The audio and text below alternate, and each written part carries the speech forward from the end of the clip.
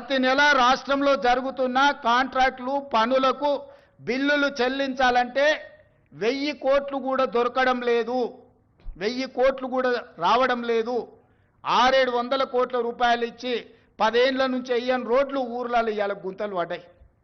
మీరు కష్టపడి కారు కొనుక్కుంటారు, మీరు సైకిల్ మోటార్ కొనుక్కొని ఫ్యామిలీతో పోతుంటే సడన్గా గుంత వస్తే అందులో పడి కింద పడి కాలు ఇరిగిపోతుంది. ఇవాళ చిన్న చిన్న గ్రామాలకు రోడ్లు వేయాలంటే అనా పైసా లేదు, పాత రోడ్ల మీద డాంబర్ వేద్దామంటే కూడా రూపాయి లేదు. రాష్ట్రం మొత్తం ఆర్థికంగా దెబ్బతినున్నాము. ఒక కుటుంబం విచ్ఛిన్నమైపోయి చిన్నాభిన్నమైపోయి ఆర్థికంగా పూర్తిగా దివాలా తీస్తే ఎట్లుంటుందో తెలంగాణ రాష్ట్ర ప్రభుత్వం యొక్క ఆర్థిక వ్యవస్థ అట్లనే ఉంది. ఎవరికైనా అనుమానం ఉంటే ఉన్న అన్ని లెక్కలు బహిరంగంగా చెప్తా.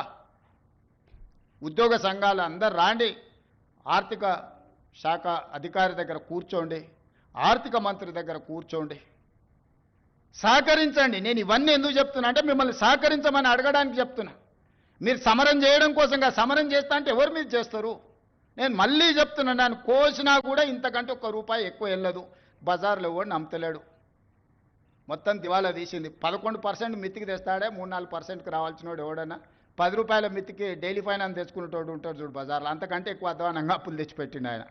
హ్యాపీగా పోయి ఫామ్ హౌస్లో దుప్పటి కప్పుకొని పండుకు సావునరా మీ సావు అని.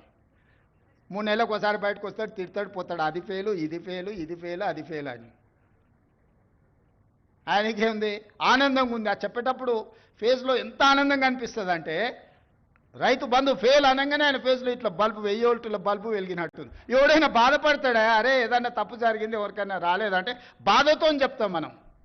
ఫీజు రియంబర్స్మెంట్ చేయలేదంటే అయ్యో పాపం పిల్లలు ఫీజులు కట్టకపోతే ఎట్లా వాళ్ళు చదివేట్లా అని ఒక బాధ ఉంటుంది. జీత భత్యాలు రిటైర్డ్ ఉద్యోగస్తులకు బెనిఫిట్స్ ఇవ్వలేదంటే ఒక కన్సర్న్ ఉంటుంది. అరే నీ అమ్మ ఏందా ఇట్లా అయిపోయిందని.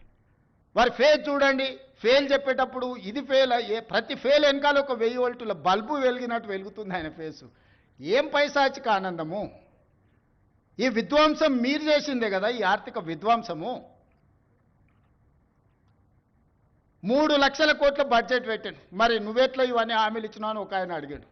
3 లక్షల కోట్ల అప్పు ఉంది, ప్రతి సంవత్సరం 3 లక్షల కోట్ల ఆదాయం ఉందని బడ్జెట్ పెట్టాను. 3 లక్షల కోట్ల అప్పు ఉండి 3 లక్షల కోట్ల ఆదాయం ఉంటే ఓసి ఇదెంత సంసారం చక్కదిద్దొచ్చని నేను అనుకున్నాను. తీరా చూస్తే 3 లక్షల కోట్ల ఆదాయం లేదు, ఆదాయం 2 లక్షల కోట్లు ఉంది, అప్పేమో 8 లక్షల కోట్లు ఉంది.